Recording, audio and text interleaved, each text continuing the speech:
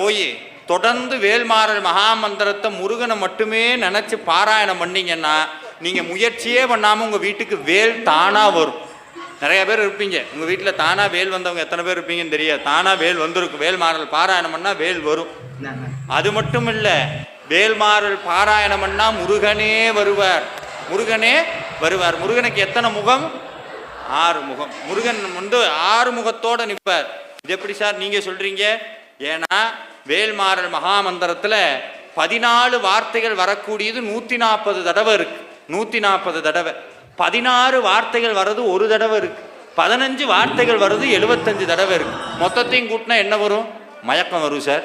Calculator இல்லாமல் இத்தனை நம்பரை கொடுத்து கூட்டுங்கிறீங்க அப்படின்னா மொத்தத்தையும் கூட்டினீங்கன்னா 6ங்கிற நம்பர் வந்து நிற்கும்.